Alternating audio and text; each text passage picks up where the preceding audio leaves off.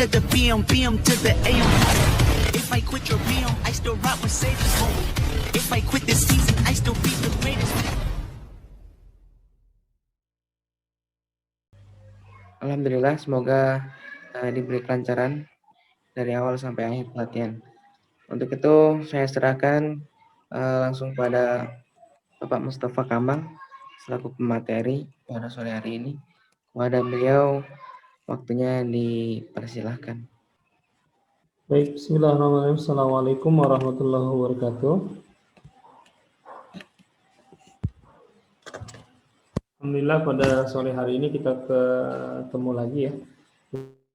Berjumpa lagi dalam rangka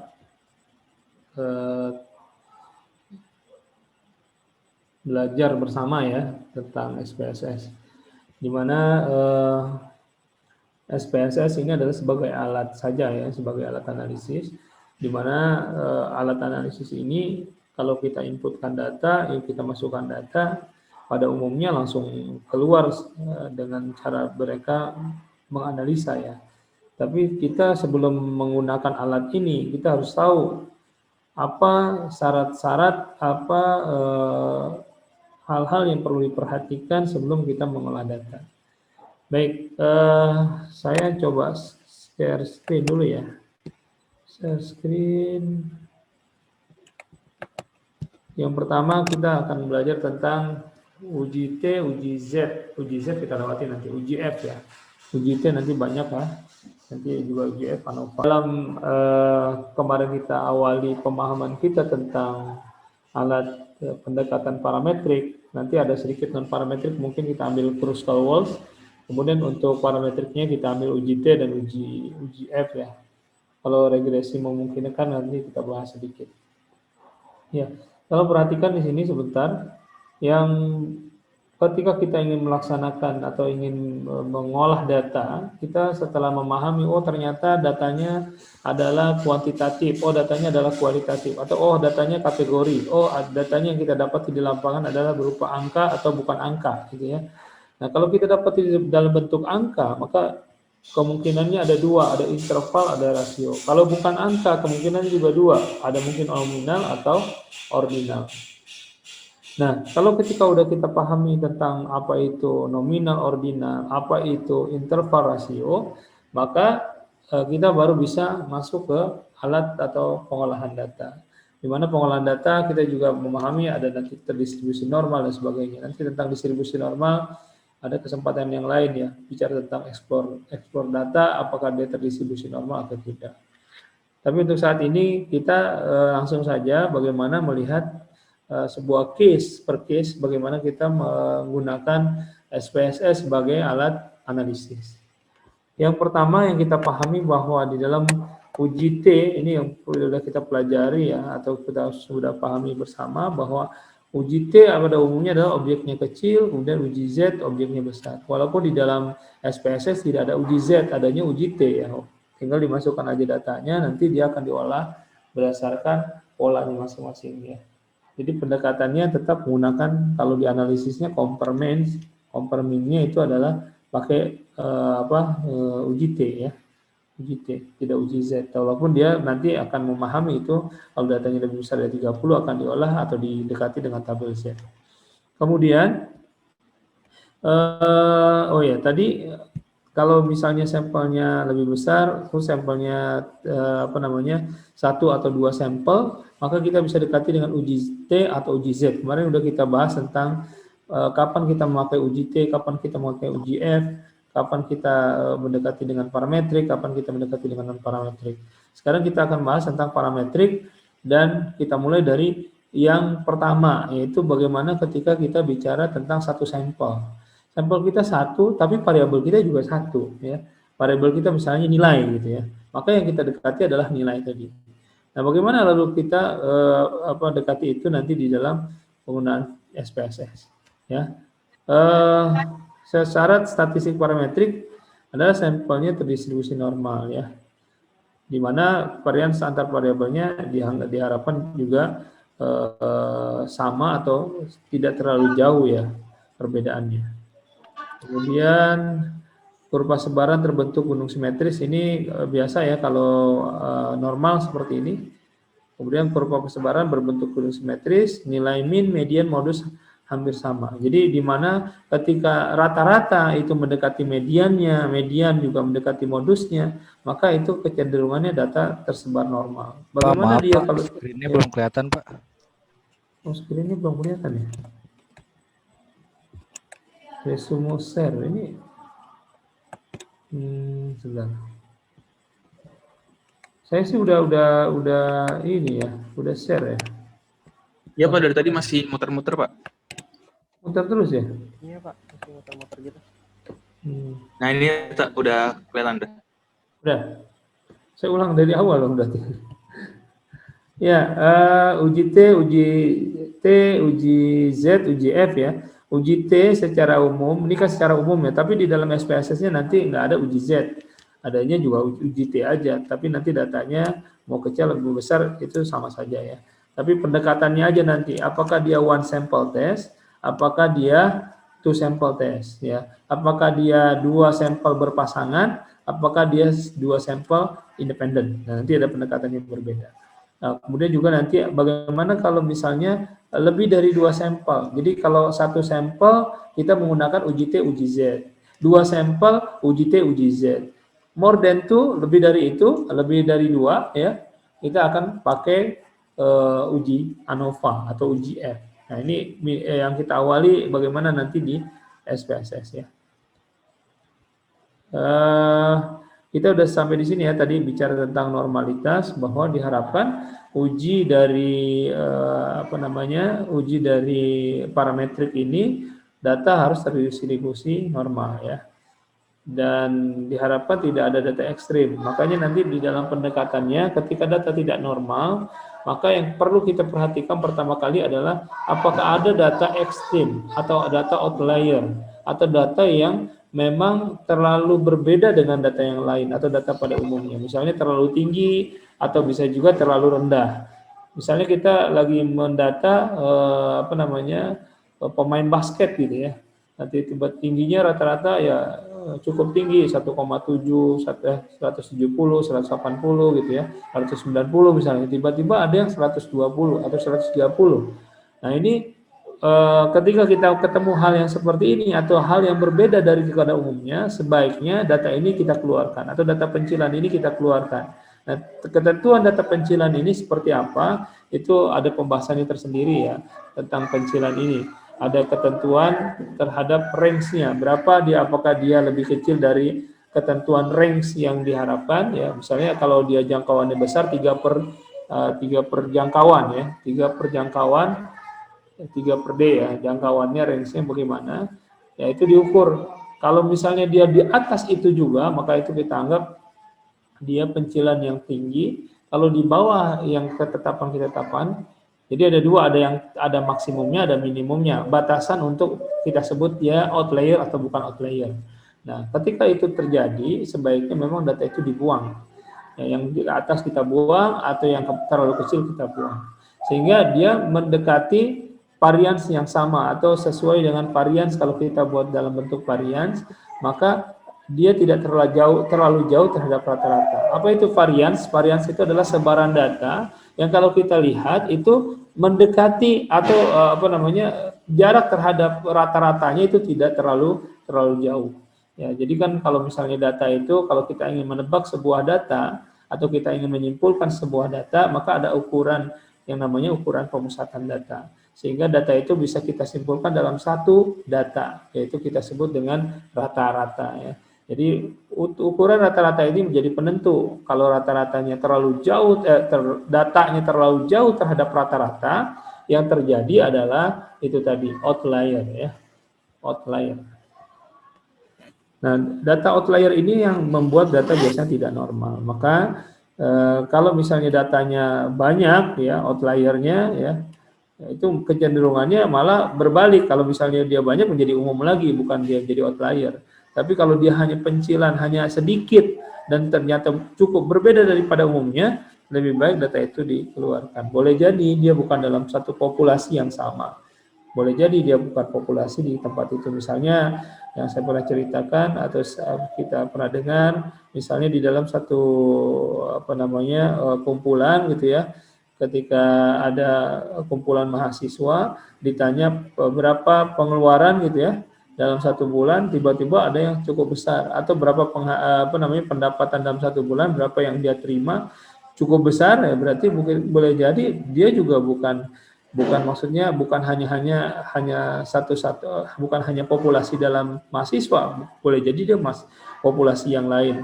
Misalnya ternyata dia udah menikah gitu kan, kebutuhannya tentu berbeda dengan mahasiswa biasa. Nah, berarti dia udah masuk ke dalam populasi yang berbeda, bukan lagi populasi mahasiswa pada umumnya, ya, karena dia berbeda. Kemudian juga jika data tidak terdistribusi normal, kemarin ada beberapa treatment yang kita lakukan, yaitu pertama menambah jumlah data, ya, bisa dengan cara menambah jumlah data, kemudian juga bisa dengan cara menghilangkan data yang dianggap menjadi data tidak normal. Jadi bisa dengan cara menambah data, atau kita lihat ada nggak pencilan. Nah, pencilan ini kita hilangkan. Atau kita transformasi ke logaritma natural atau LN atau logaritma, ya. Kenapa logaritma? Karena logaritma misalnya jarak 10, 100, 1000, itu kan jarak 10 ke 100 cukup jauh. Kalau kita bicara tentang varians ditarik dalam sebuah rata-rata, maka itu cukup jauh. Misalnya ada data di dalam perusahaan, ada yang berapa sebulan penghasilannya, perusahaan A 10 juta, ya, nggak mungkin 100 juta misalnya. Ada perusahaan yang 10 miliar, itu jauh banget antara 100 juta dengan 10 miliar. Maka ketika pendekatan akuntansi nanti di dalam regresi, itu biasanya variasinya tinggi, terjadi heterokedastisitas. Nah, ini bagaimana ngatasinnya? Salah satunya adalah data itu didekati dengan logaritma. Kenapa pakai logaritma? Ya, contohnya kalau dia 10, maka logaritma 10 itu adalah 1. Ya. Logaritma 100 itu adalah 2. Maka 1 dengan 2 jaraknya nggak jauh. Maka ketika kita gunakan regresi di dalam penyelesaian permasalahan tadi, itu tidak bermasalah.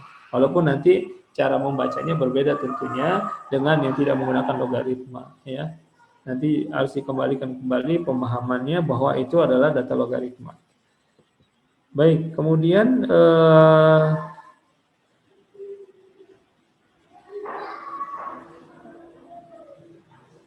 ya, jika data tidak uji statis non parametrik, kalau nggak normal juga, ya berarti kita bisa dekati dengan uji non parametrik, ya.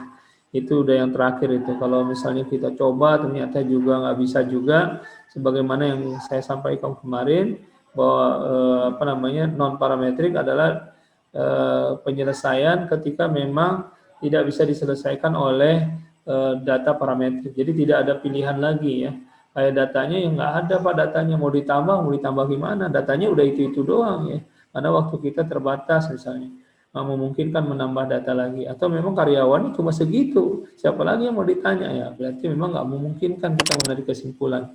Jadi tujuan di dalam statistik ini selain menarik kesimpulan, biasanya kita membuat sebuah modeling atau membuat teori baru. Maka ketika kita ingin membuat teori baru, kalau kita memaksakan dengan data yang sedikit, khawatirnya nanti kesimpulannya salah, gitu ya.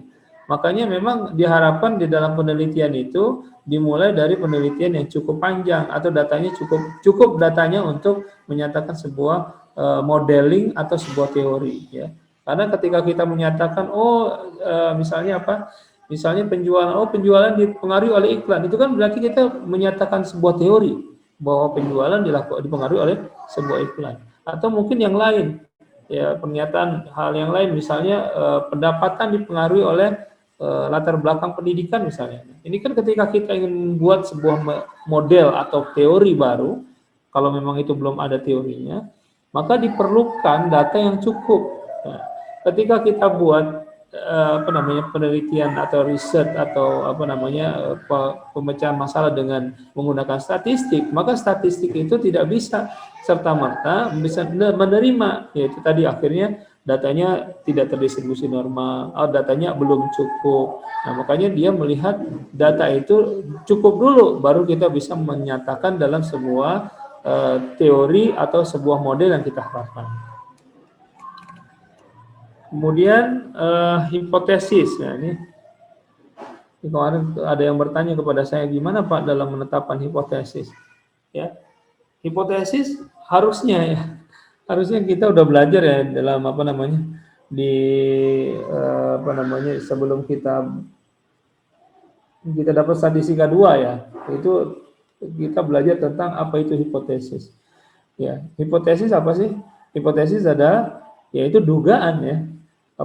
Dugaan sementara itu hipotesis. Jadi kita menduga ya sesuatu itu di dalam penelitian. Jadi penelitian itu dimulai dari sebuah dugaan ya. Atau bahasanya kita punya tujuan di dalam penelitian, tapi kita menduga gitu. Kalau di dalam penelitian nggak ada dugaan, ya nggak bisa berjalan penelitian itu.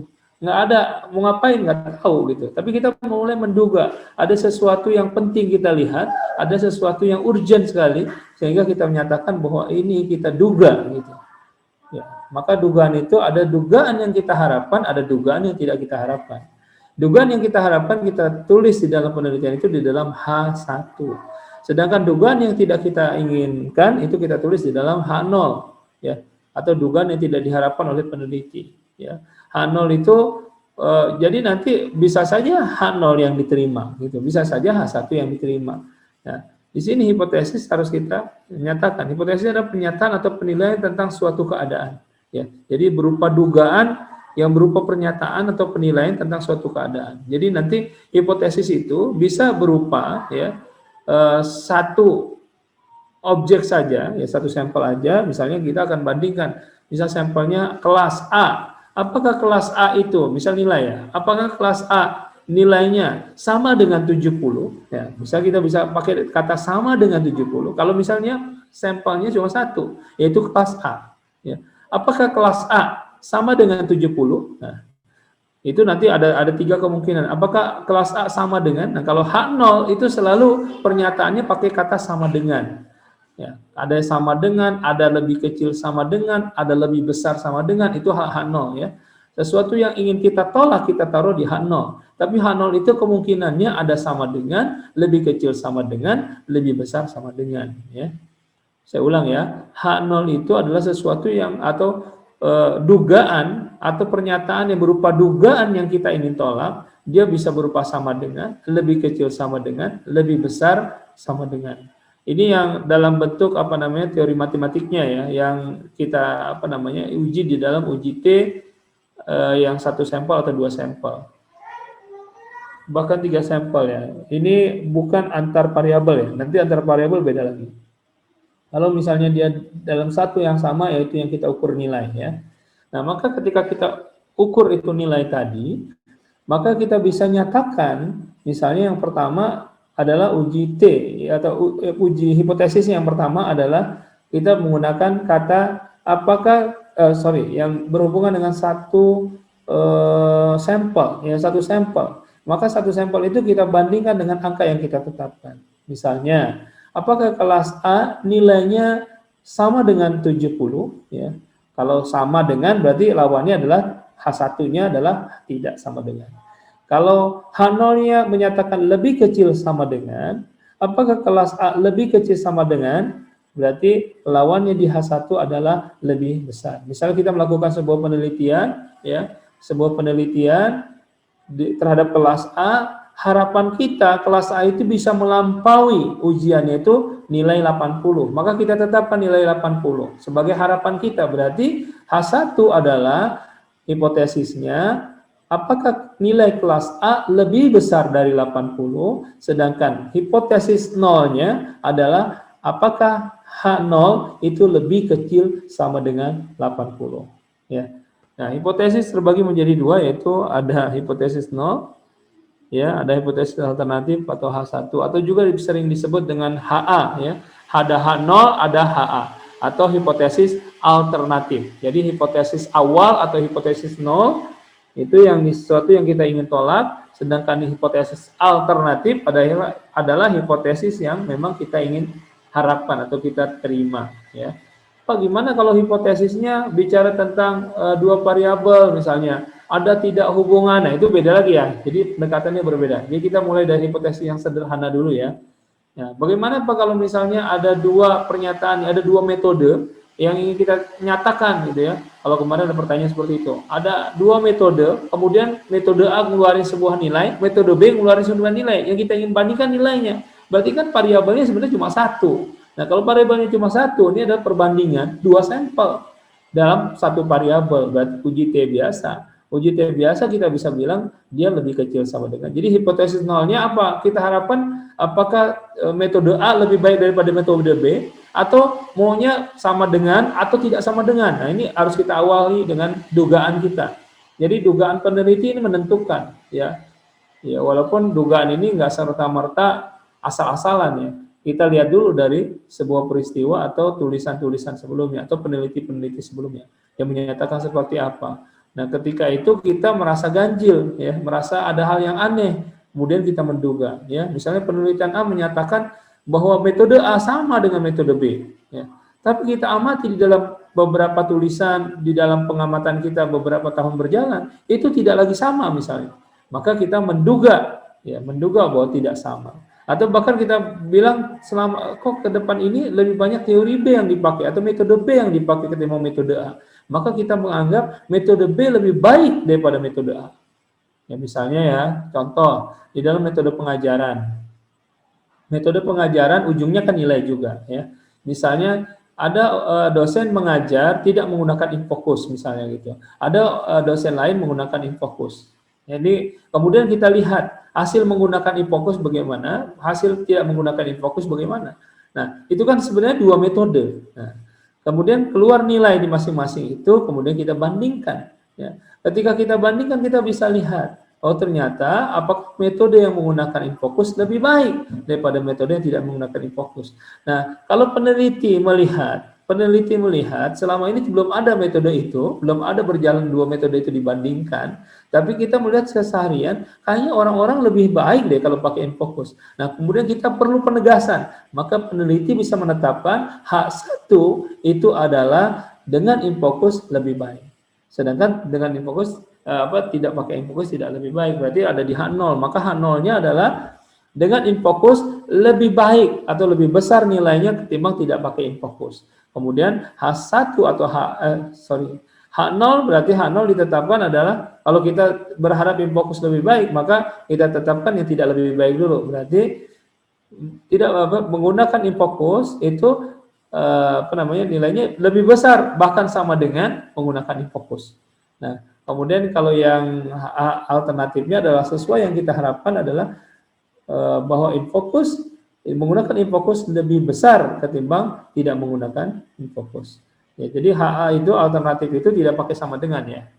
Ini saya rasa nggak usah dibahas lagi ya, karena tapi memang ada beberapa yang mungkin belajarnya nggak sama saya ya, mungkin ya. Jadi ada beberapa pertanyaan yang bingung. Sebenarnya bisa dilihat di bukunya Statistika 2 di perpustakaan ya banyak ya. Atau juga di di metodologi penelitian dalam menetapkan hipotesis. Kemudian hipotesis dilakukan untuk membuktikan dugaan. Jadi ketika kita melakukan hipotesis, berarti kita melakukan dugaan sementara. Dalam penelitian itu wajib ya. Jadi kita wajib curiga dulu ya. Karena kalau misalnya penelitian kita tidak dimulai dari sebuah dugaan, maka tidak ada kepentingan, tidak ada urgensinya. Nah, jadi kita menyatakan kalau misalnya kok yang dulu udah ada penelitiannya, kamu melakukan penelitian lagi, berarti dugaan kita terhadap penelitian yang lama itu berbeda, gitu. Maka kita menganggap penelitian kita perlu atau dianggap penting. Misalnya kalau yang dulu menyatakan seperti ini, boleh jadi belum ada kebijakan tertentu sehingga dia bisa menyatakan seperti itu. Nah, ya misalnya kayak yang saya misalnya terhadap sebuah faktor baru adanya teknologi ya. Misalnya kita menganggap sebuah peristiwa itu tidak dipengaruhi teknologi, misalnya belajar ya. Dulu belajar tanpa guru misalnya, walaupun kita tetap ya harus belajar dengan guru. Dulu belajar tanpa guru, orang akan kesulitan karena nggak ada akses ya, atau cuma baca buku nggak ngerti. Nah sekarang ada internet gitu, ada internet, kemudian tinggal lihat YouTube aja gitu, ternyata bisa lebih efektif misalnya. Atau sekarang kembang dengan video, bahkan bisa wawancara dengan metode Zoom seperti saat ini. Suara saya kedengaran nggak ya? Terdengar, Ustaz. Dengar ya.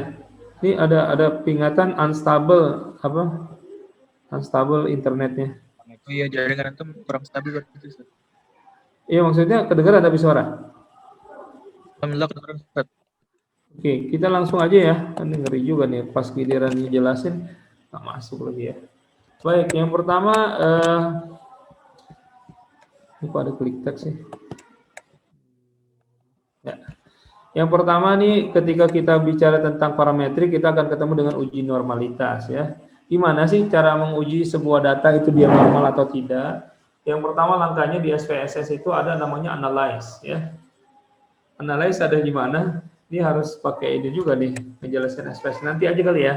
Jadi dia ada di analyze, kemudian masuk ke deskriptif. Jadi analyze ini adalah menu ya di dalam SPSS. Ketika kita buka nanti ada menunya ya. Yang pertama itu biasanya menunya adalah file gitu ya, kemudian edit, kemudian view, ada data, ada transform, kemudian baru analyze. Nah di analyze itu nanti di baris kedua itu ada tulisan deskriptif statistik. Nah deskriptif statistik inilah yang kita gunakan untuk menentukan apa data itu normal atau tidak. Nah coba kita lihat ya langkah-langkahnya. Untuk sementara kita ngebaca dari slide dulu ya. Nah ini seperti ini ya. Misalnya kita punya data yang kita sebut di sini misalnya adalah ini adalah data. Sebentar, di sini kalau di saya itu ada namanya pelatihan. Ya data pelatihan. Ketika saya buka nanti apakah data pelatihan ini sudah normal atau belum gitu ya. Sehingga kita bisa nyatakan dia bisa dilakukan uji parametrik ya. Maka langkah pertama adalah kita masuk ke explore, kemudian kita masukkan misalnya tes sebelum nih. Kita ingin tahu apakah kan ini ada 3 ya sebenarnya ya. Ada golongan, ada hasil akhir. Ini kelihatan nggak ya? Analyze, descriptive, statistik, dan explore. Kemudian ada gambar SPSS, kelihatan? Kelihatan, Pak. Kelihatan ya. Udah langsung pindah ya? Takutnya kayak tadi nggak pindah ya. Ya, ketika kita buka deskriptif statistik, ini jadi pertama kita klik analyze, kemudian ada 2 baris, report dan deskriptif. Nah, deskriptif ini dipilih, kemudian pilih explore. Nah, kemudian dipilih di sini, kebetulan datanya udah di-input ya, yaitu ada golongan, hasil akhir, ada tes sebelum. Nah, kemudian kita pilih tes sebelum. Nah, ketika kita pilih tes sebelum, masukkan ke dalam dependent list, nanti kita coba ya. Kemudian di sini ya, di sini ada explore plot ya. Nah, explore plots-nya kita pilih, kemudian jangan lupa kita mau ngetes apa nih? Normality plots with test ya. Kemudian kita centang, kemudian kita continue. Nah, di sini baru kita bisa lihat. Yang kita lihat ya adalah di signifikannya ya, signifikannya. Di ketentuan di dalam tes normalitas, jika dia di bawah 0,05 maka data tidak normal ya. Ini hipotesisnya, tapi hipotesisnya bukan menyatakan ini apa yang tadi penelitian bukan ya. Tapi memang seperti itu ya. Jadi kalau dia lebih kecil daripada 0,05 itu dia dianggap tidak normal. Tapi ketika dia lebih besar dari 0,05, ini cara ngebacanya seperti itu ya. Dia dianggap normal. Nah, kebetulan ini adalah 0,331 ya. Maka dia dianggap normal ya. Mau dicoba ya, saya coba ke SPSS-nya biar sama-sama ngeliat ya. Gimana sharingnya nih? Saya stop share dulu ya. Kemudian saya share sharing. Kemana nih SPSS-nya?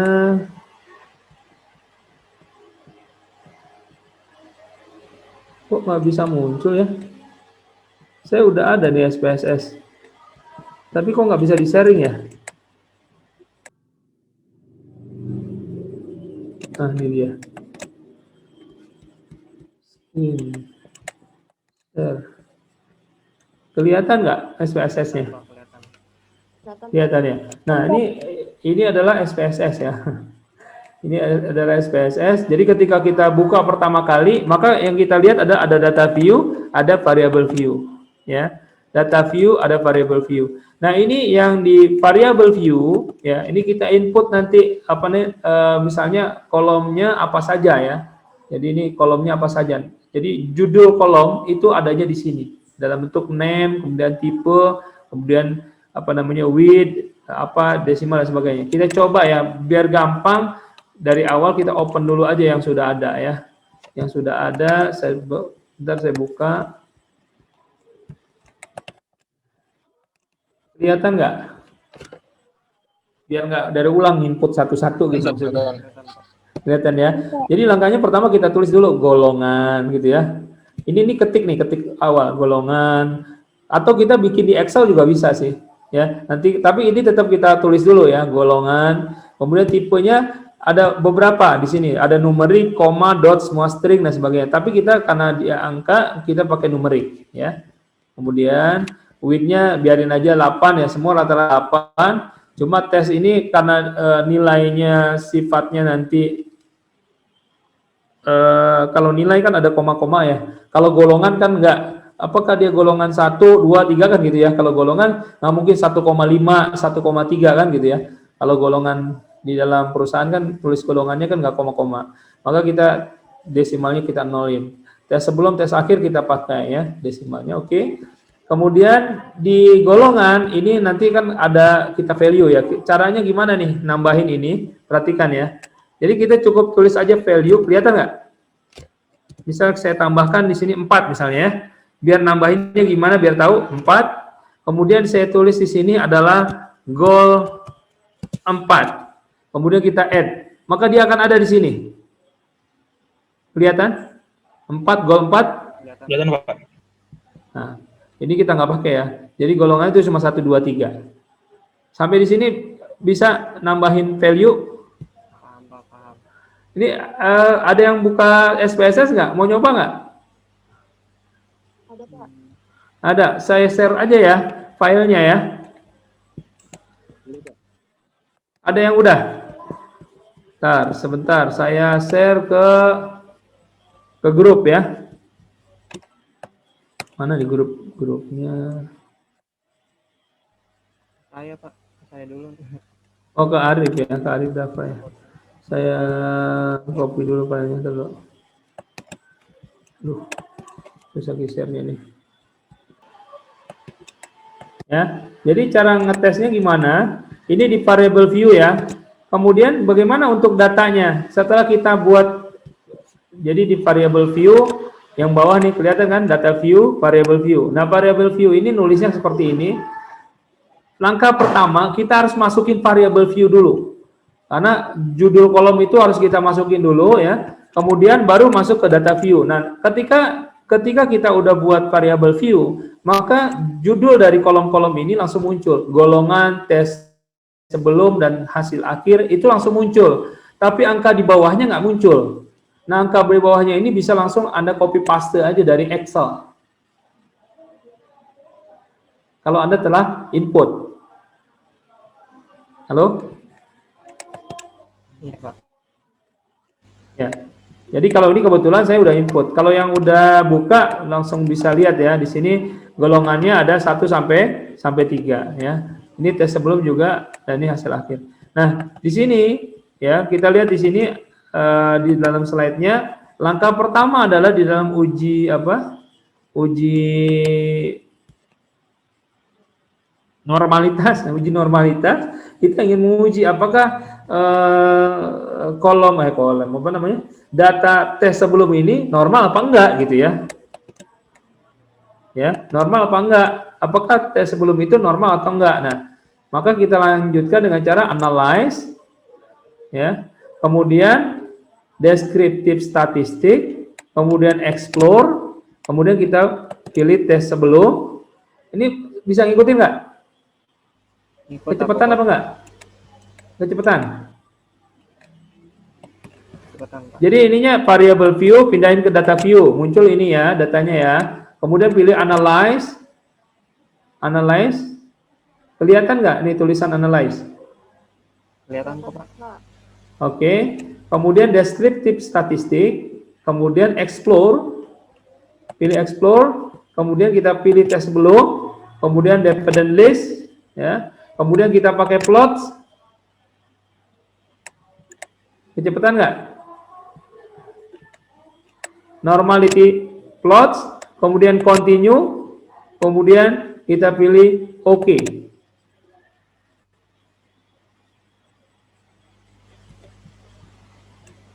Keluar angkanya, nilainya.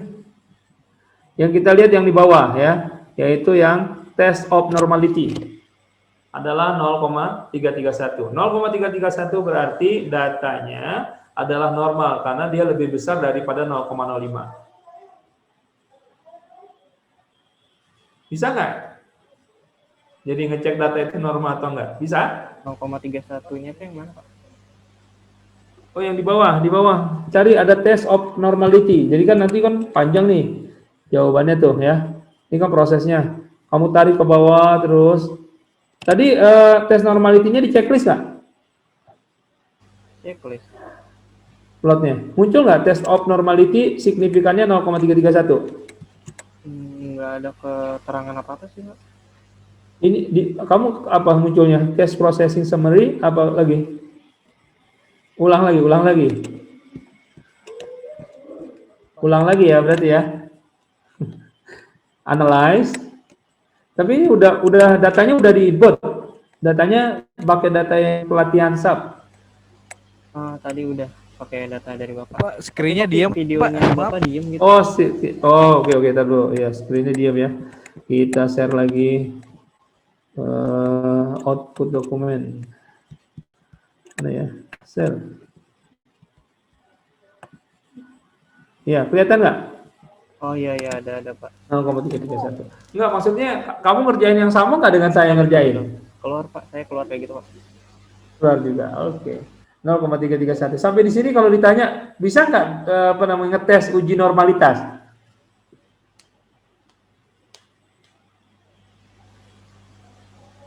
Bisa paham. Ada yang kesulitan uji normalitas? Gampang banget ya. Jadi analyze, explore, kemudian kita pilih explore tadi. Jangan lupa pilih plot. Di plotnya itu kita checklist normality, test normality. Ya, itu kalau kita ingin bicara tentang uji normalitas ya. Kita kembali ke slide ya. Kita kembali ke slide. Oke. Share-nya balik lagi ke slide-nya. Udah balik ke slide-nya? Uji normalitas. Udah sama-sama kita coba ya. Nah, cara bacanya gimana? Ketika dia muncul tadi uji normalitas itu seperti ini ya. 0,331 yang kita lihat adalah ketentuannya uji normal itu kalau dia lebih kecil dari 0,05 maka dia tidak normal. Tapi kalau lebih besar dari 0,05 berarti dia normal. Maka data kita, data yang tadi tes sebelum tes itu ya walaupun satu-satu nanti harus coba, itu semua adalah data yang normal karena dia lebih signifikannya adalah lebih besar daripada 0,05.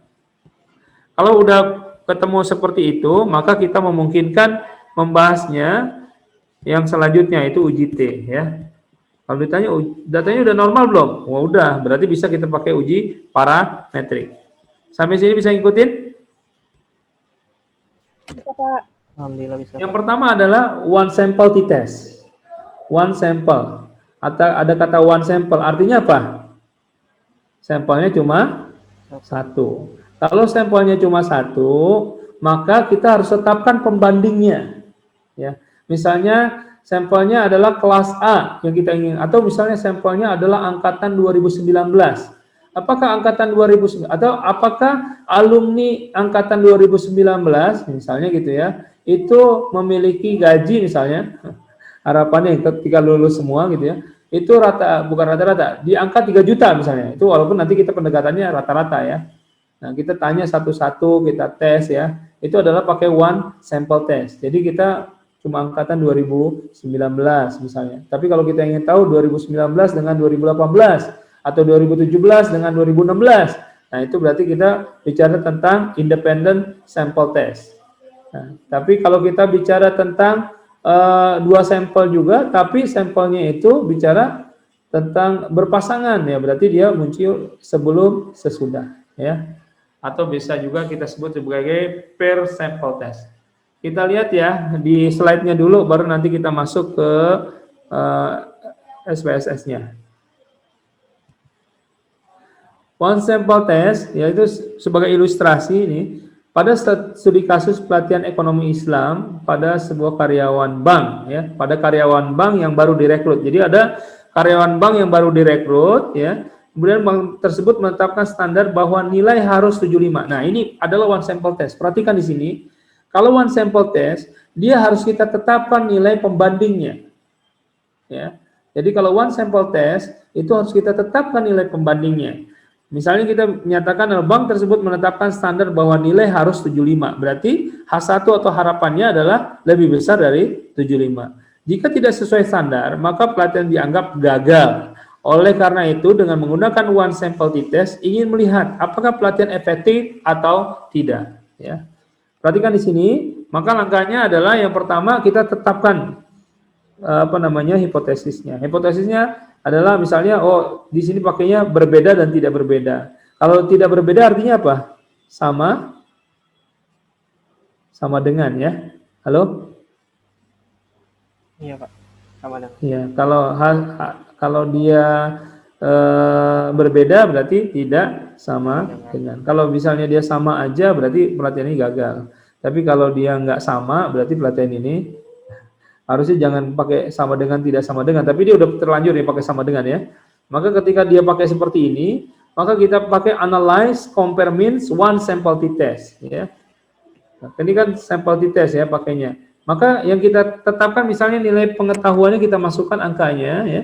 Ini pengetahuan ini yang sebelum yang akhir. Ini yang akhir ya. Karena diharapkan ada nilai uji itu 75. Jadi nilai akhirnya 75. Maka test value kita harus tulis di sini 75. Kalau dia pakai one sample test. Ya, kita tulis di sini sama dengan 75. Kemudian kita pilih OK ya. Maka kita lihat di sini ada pernyataan signifikan ya. Signifikannya berapa? 0,000. Berarti di bawah 0,05 atau di atas 0,05? Di bawah. Nah, di bawah. Maka kalau dia di bawah H0 apa H1 yang diterima gitu ya.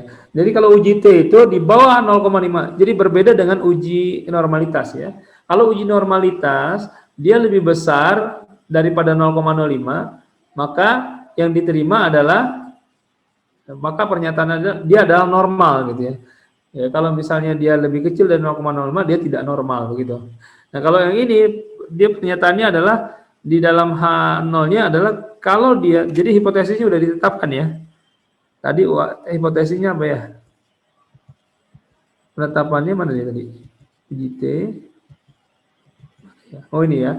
H0 itu adalah rata sampel tidak berbeda. HI adalah atau H1 ya. H1 adalah rata sampel berbeda. Ya. Jadi ada yang sama dengan, ada yang tidak sama dengan. Nah, ketika kita lihat di sini, apakah dia sama dengan 75? Apakah dia tidak sama dengan 75? Ternyata di sini adalah yang diterima adalah H1. Dia tidak sama dengan 75. Dengan kata lain, pengetahuan ekonomi Islam sudah sesuai dengan standar yang telah ditentukan. Ya.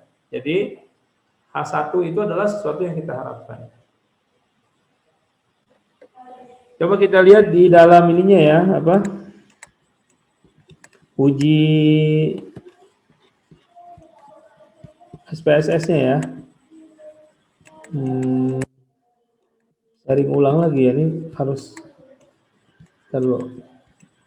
Ini caranya gimana sih? Diulang lagi ya share-nya gitu ya. Bisa share semua nggak ya? Ditutup dulu yang Pak. Ini kelihatan nggak langsung nih SPSS-nya? Kelihatan, Pak. Kelihatan ya. Baik, kita sama-sama ya analyze, kemudian pilihnya tadi adalah compare means ya. Kemudian one sample t-test.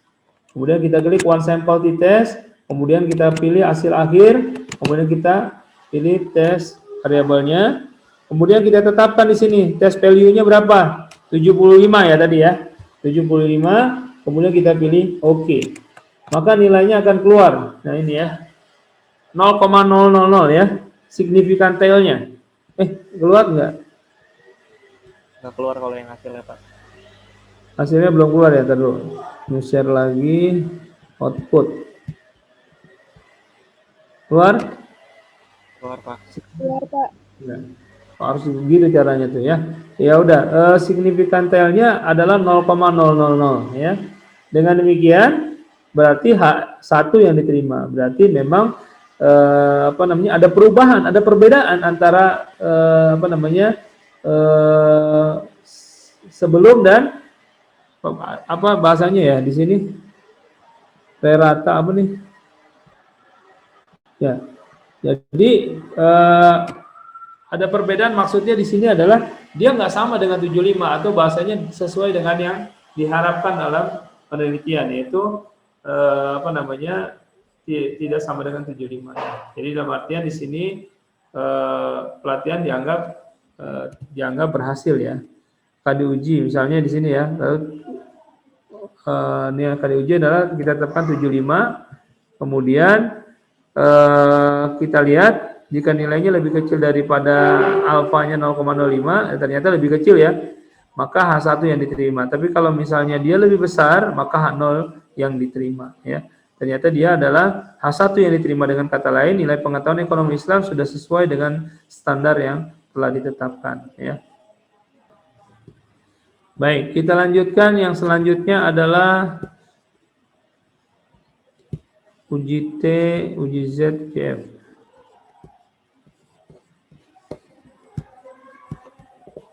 Ya, kejar nggak di semuanya. Independent sample test ya. Kemudian independent sample test. Langkahnya pertama adalah ini langsung slide-nya kelihatan. Independent sample test. Kelihatan, Pak. Independent sample test ini ingin mengetahui sekarang kan tadi ada golongan ya. Ya, ada golongan. Ini pakainya cabang ya. Ada cabang atau golongan ya. Nah, ini nanti ada 1, 2, 3, 4. Nah, perusahaan asuransi melakukan pendataan hasil penjualan polis kota 1, kota 2. Ini dilakukan untuk melihat apakah ada perbedaan penjualan yang signifikan di kota 1 dan kota 2. Nah, ini kita lihat pakai pelatihan SAP ya, tetap datanya. Kemudian kita ambil independent sample test. Cuma kita pakai nilai akhirnya tadi, kemudian dengan cabang ya. Kemudian cabangnya didefinisikan ya. Golongan tadi didefinisikan. Kemudian kita tetapkan 1 ya, grupnya 1 dan 2 ya. Kemudian dari situ bisa kita lihat di sini ya, karena signifikan memiliki probabilitas yang lebih besar dari 0,05, maka H0 diterima atau dapat disimpulkan nilai cabang Depok, Bekasi itu tidak berbeda ya. Jadi kalau ini untuk perhatikan ya, uji sampel test, uji independent sampel T ini cuma dua sampling ya, 2 sampel ya. Tapi datanya perhatikan di sini. Saya pindahin ke SPSS ya. Jadi nggak mesti selamanya bentuknya kolom, tapi bisa juga bentuknya variabel baris gitu ya. Kita bisa menganggap dia sebuah pembeda ya. Jadi tadi golongan 1, 2, 3 gitu itu bisa kita pakai untuk uji independen ya. Nggak mesti misalnya gini, sampel 1 ini, sampel 2 beda lagi sampelnya, sampel 3 beda lagi. Bisa jadi dia dalam satu tabel. Sampel 1 ditulis kita kodein 1111, sampel 2 kita kodein 2222, sampel 3 kita kodein 3333. Paham nggak? Ya. Jadi misalnya kita ada sebuah tabel ya. Kan biasanya kalau bicara tentang sampel 1, ya dia berupa satu kolom aja kalau misalnya satu variabel. Kolomnya 1 aja itu sampel 1.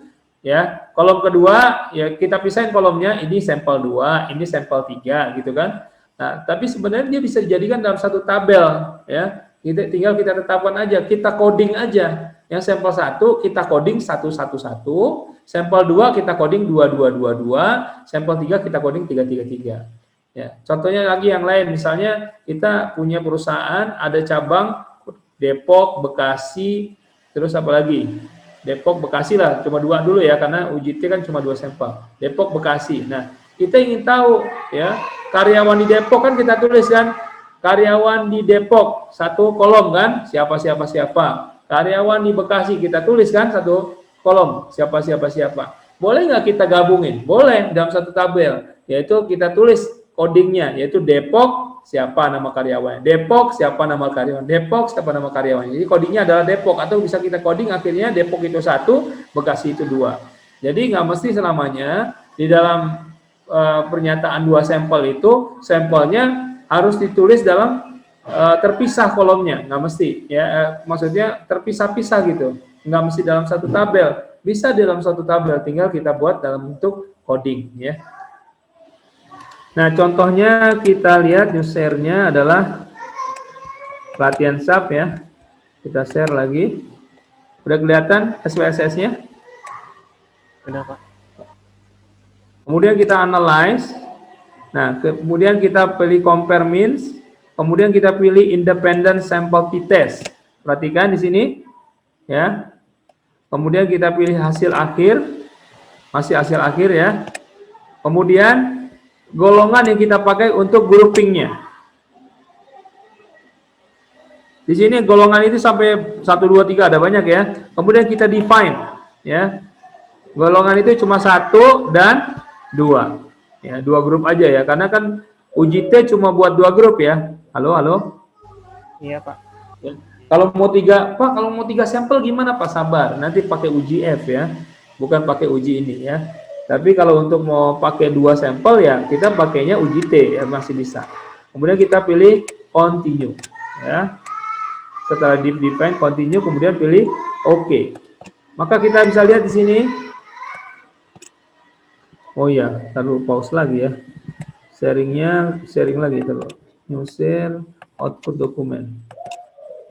Kelihatan hasilnya? Kelihatan, Pak. Nah, ini ya.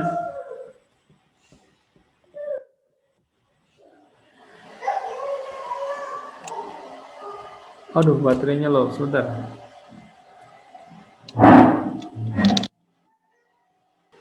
Kelihatan nggak hasilnya?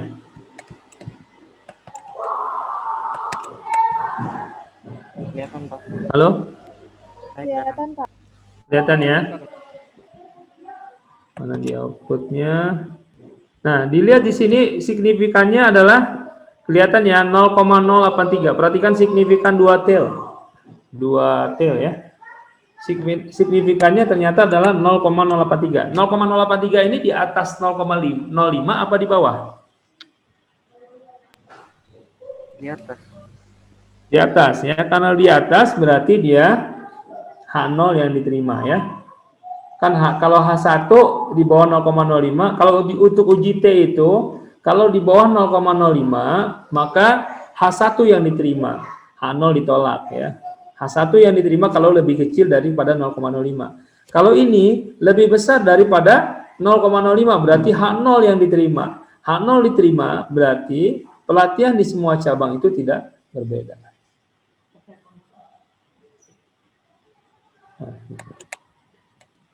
Ya.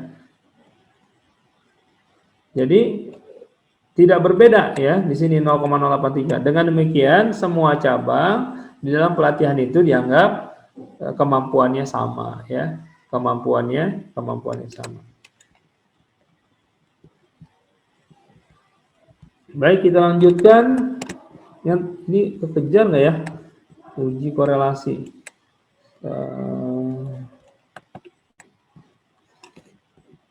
Kita hari ini hanya memakai SPSS aja nih, baru udah mau gimana, mau tanya jawab atau mau saya selesaikan sampai uji F, kemudian uji regresinya belum nih. Tapi setidaknya Anda udah belajar kan tentang untuk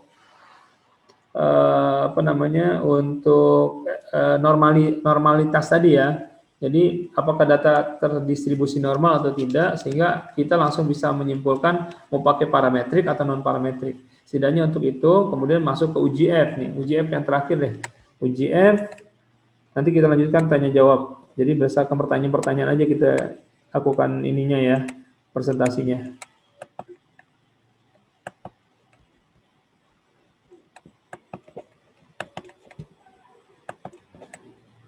Baik, kelihatan ini kembali kita masuk ke slide PowerPoint.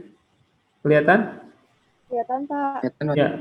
Sekarang kita langsung aja one way ANOVA atau UGF ya. UGF ini ketika kita memiliki apa namanya sampel lebih dari satu ya, lebih dari dua sampel, lebih dari dua sampel, misalnya ada 3 sampel. Nah, kalau tadi kan uji T kita ingin menyatakan apakah ada perbedaan antara apa kelompok 1 dengan kelompok 2, ya kan? Golongan 1 dengan golongan 2. Nah, kalau kita ingin menanyakan apakah ada perbedaan golongan 1, 2 dan 3. Nah, itu kalau 3 golongan begitu berarti kita menggunakan UGF. Langkahnya seperti apa? Langkahnya adalah kita bisa lihat di sini one way ANOVA. Yang pertama kita tetapkan compare means juga. Ya, kita habiskan aja compare means ini sampai one way ANOVA. Kemudian kita pilih misalnya tes akhir ya, hasil akhir kalau yang data kita. Kemudian kita masukkan cabangnya atau golongannya itu 1, 2, 3 gitu ya. Golongannya. Nah, dia langsung otomatis nih kalau di sini golongannya kita masukkan, maka semua golongan yang ada di situ ya. Kemudian kita lihat hasilnya. Nah, hasilnya di sini adalah menggunakan UGF. Nah, ternyata hasilnya adalah 0,074. 0,074 ini berarti, nah ini juga sama ya. Kalau 0,074 berarti di atas apa di bawah 0,05? Di atas. Di atas. Nah, UGF juga perlakuannya sama. Jika dia lebih besar daripada 0,05, maka H0 yang diterima. Jika dia lebih kecil daripada 0,05, maka H1 yang diterima ya. Dengan demikian kalau kita lihat di sini ya, gambarannya bahwa data kita ya, data yang kita punya juga dia sebarannya atau ininya ya sama saja ya. Pelatihan yang diadakan di Depok atau pelatihan dari golongan 1, 2 dan 3 atau pelatihan di kota A, B, C itu dianggap hasilnya sama ya. Jadi setiap orang yang mau dia ujian di tempat A, ujian di tempat B, ujian di tempat C itu hasilnya sama. Dari hasil data tersebut yang di sini 0,074. Dengan demikian ya, ini yang terakhir ya. Terima kasih. Nah, kita lihat coba SPSS-nya ya, gimana caranya kita masuk ke pelatihan ya.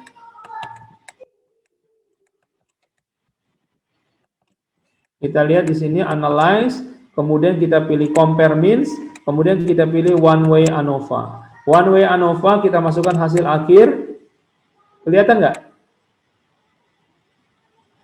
SPSS-nya. Kelihatan, Pak. Ya.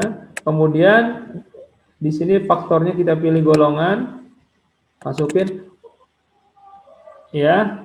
Kemudian kita pilih OK, ya. Tadi udah kita tetap nggak udah one way ANOVA udah ya. Kemudian kita pilih OK, maka kita lihat ke bawah signifikannya adalah 0,074. 0,074 berarti dia di atas dari 0,05. Dengan demikian berarti pelatihan di golongan, kalau kita tadi pakai golongan ya, golongan 1, 2, 3 itu sama. Atau kalau misalnya kita menggunakan kota, golongan itu adalah kota A, kota B, kota C, ya ada 3. Maka ketiga golongan tersebut atau ketiga kota tersebut mengadakan ujian, hasil ujiannya itu rata-rata mereka sama saja ya. Mau ujian di tempat A, ujian di tempat B, ujian di tempat C, itu nilainya sama. Tidak ada perbedaan orang yang ujian di tempat A, ujian di tempat B, dan ujian di tempat C. Seperti itu. Itu gambaran tentang uji T sampai uji F. Ya. Kita sampai jam berapa ya? 5:30 ya? Sekilas tentang regresi ya. Regresi di sini pakainya apa nih? Banyaknya. Saya pakai data ini aja deh. Regresi. Kita buka nggak ya filenya? Regresi. PPR Syariah. Nah. Dulu.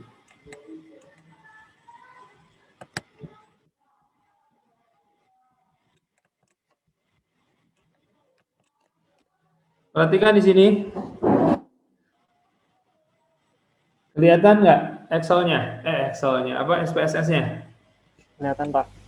Kelihatan, Pak. Ini sedikit ya tentang apa regresi, korelasi dan regresi. Saya langsung regresi aja ya, saya nggak bahas korelasinya. Kita mulai dari yang sederhana ya, regresi yang sederhana di SPSS.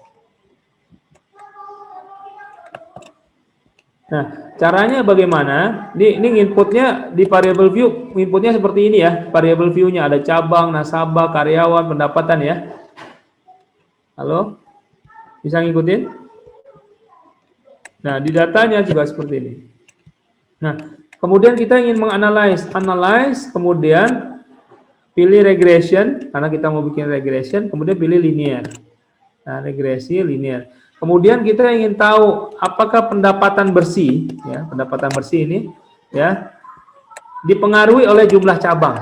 Ya, misal dua ini aja ya. Apakah pendapatan bersih sebuah bank, ya, itu dipengaruhi oleh jumlah cabang, banyaknya cabang, ya. Nah, kemudian kita pilih OK, ya. Nah, ini kita bisa lihat di sini ya, nilai dari apa regresinya. Yang pertama kita lihat adalah apa? R square, ya. R square 0,689. Kemudian kita lihat juga adalah koefisiennya, ya. Ya. Koefisien ini adalah berarti ini ya, 5081 ditambah bukan ditambah ya, min. Belum keluar ya? Oh, outputnya belum keluar ya. Sorry. Ayo. Ya. Nah, ini ya. Keluar nggak? Keluar. Keluar ya. Cara membacanya adalah coba lihat di slide-nya, di situ R square-nya 0,689 kan? R square, kelihatan nggak R square di situ? Kelihatan iya benar. 0,689 itu artinya apa? Artinya ya, ternyata banyaknya cabang itu dapat mempengaruhi pendapatan bersih ya. Itu sebesar 60, menebak pendapatan bersih itu sebesar 68%. Jadi dia memberikan kontribusi ya, persamaan itu sebesar 68%. Jadi dia bisa menebak pendapatan bersih itu sebesar 68%. Walaupun ada 40% faktor lain untuk menebak betul atau tidaknya pendapatan bersih itu ya. Nah, ini adalah regresi sederhana ya. Kemudian kita lihat di sini ada apa lagi? Kalau kita lihat signifikannya itu 0,000 ya, dua-duanya ya. Berarti ini menandakan apa namanya? Secara umum cabang ini minus ya, minus 89 ya.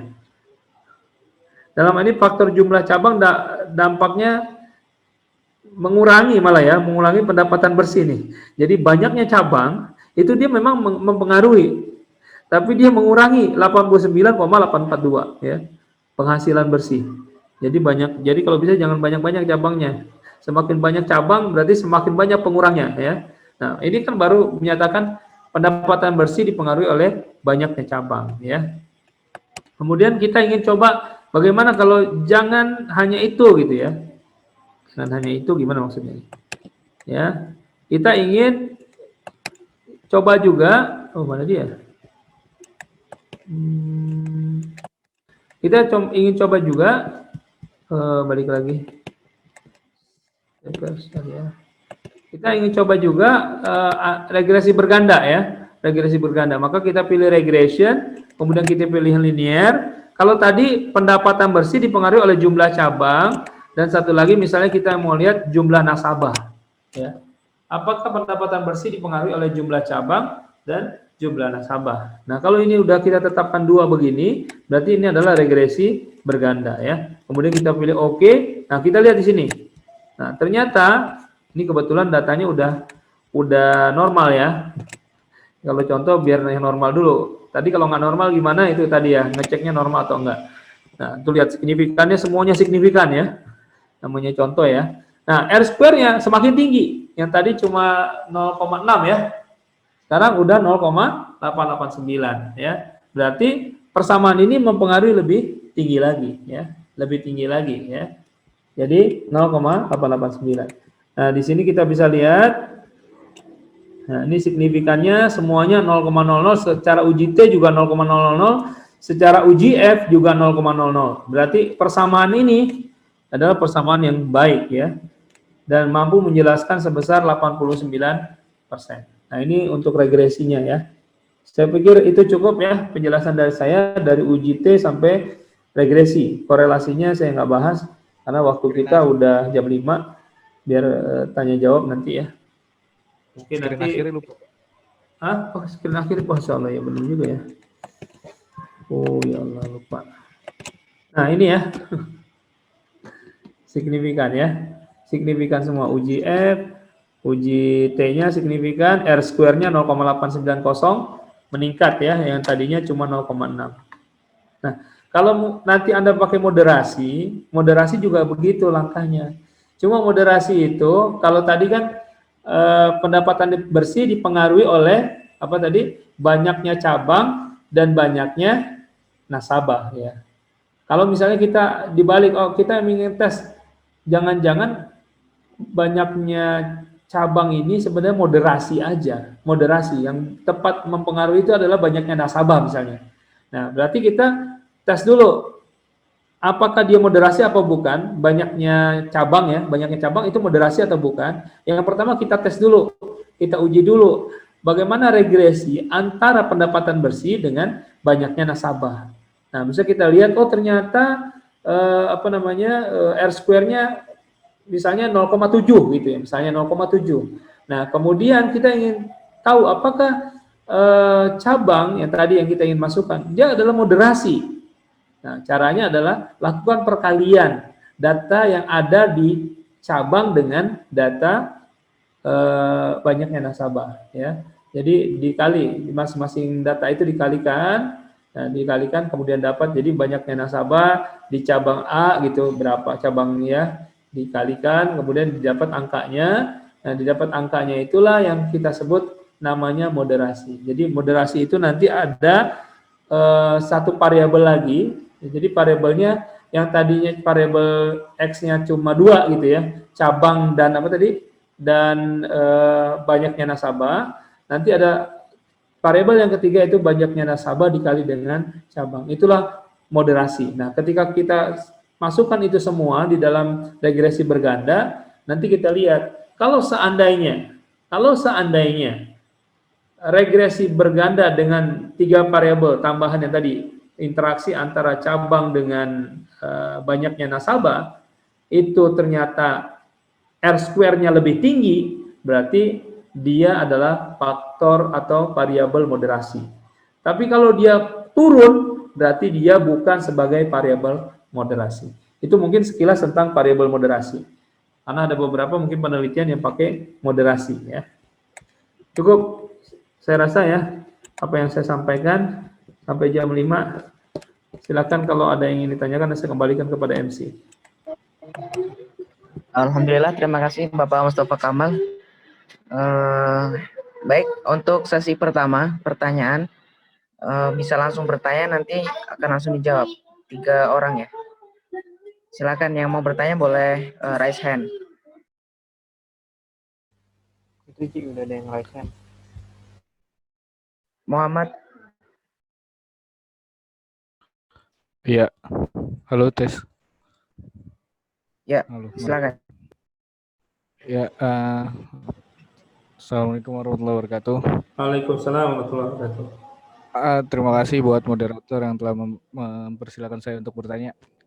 Gini, Ustaz, maaf nih.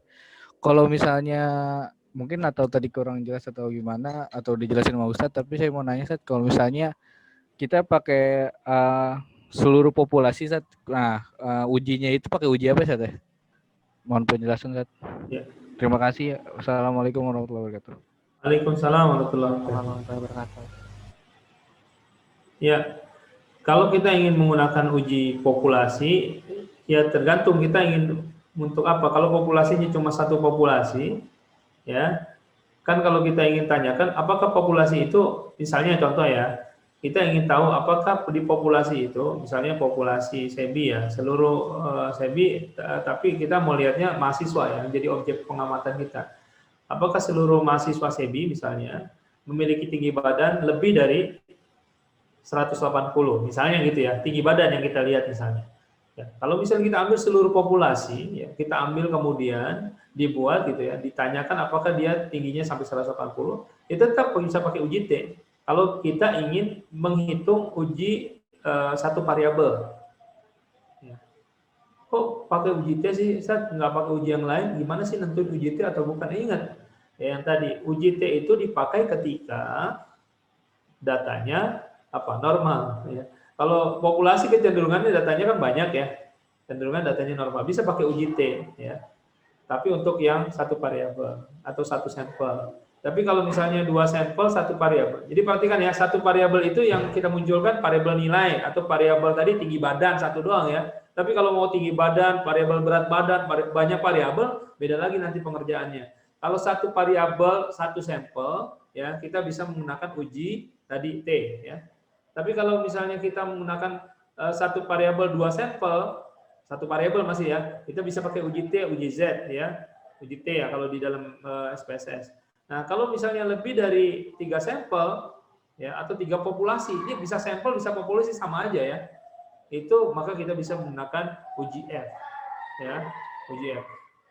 Uji F atau ANOVA yang tadi ya. Kalau kita mau bicara tentang 2 variabel, kalau 2 variabel itu nanti hubungan ya, misalnya korelasi, bisa regresi. Ya, nanti kita mau kemana nih kalau 2 variabel? Ya, jadi variabelnya ada nih, Ustaz, kita mau lihat tinggi badan terhadap berat badan. Apakah ada pengaruh berat badan terhadap tinggi badan misalnya? Nah, walaupun datanya populasi ya, kita bisa pakai regresi. Kalau bicara pengaruh, tapi kalau bicara hubungan ya kita bisa pakai korelasi. Tapi kalau datanya sedikit, misalnya sampel yang kita pakai, nah banyak, ya udah kita bisa pakai non parametrik. Nanti ada chi-square, ya, ada yang lain. Ya. Mungkin itu ya. Perhatikan dulu, nih yang mau ditanya berapa variabel. Nah, kalau berapa variabel udah tahu, oh cuma satu variabel aja yang kita pakai, variabel nilai. Oh, satu variabel aja yang kita pakai, tinggi badan. Oh, variabel satu aja variabelnya. Berat badan ya, itu berarti variabelnya. Terus setelah kita ketahui berapa variabelnya, kita tanya berapa populasinya atau sampelnya. Populasinya cuma satu, ya berarti kita uji T atau uji Z, ya uji T misalnya. Nah, 2 sampel, 2 populasi atau 2 sampel, ya berarti kita pakainya uji T juga. 3 sampel berarti kita pakainya uji F. Nah, naik dari situ, saya bukan satu variabel, tapi saya 2 variabel. Nah, 2 variabel itu bicaranya bukan lagi seperti tadi, tapi biasanya hubungan. Apakah ada hubungan antara variabel A dengan variabel B? Ya, bukan lagi bicara tadi satu variabel kita mengukurnya ya. Apakah ada hubungan antara variabel A dengan variabel B? Apakah ada pengaruh terhadap variabel A dengan variabel B? Ya, kayak begitu. Kita pegang dulu penelitiannya seperti apa. Kalau pakai populasi bisa pakai uji T bisa, uji Z bisa, uji F bisa, uji regresi bisa, korelasi bisa. Tinggal tujuan penelitiannya apa terhadap populasi itu.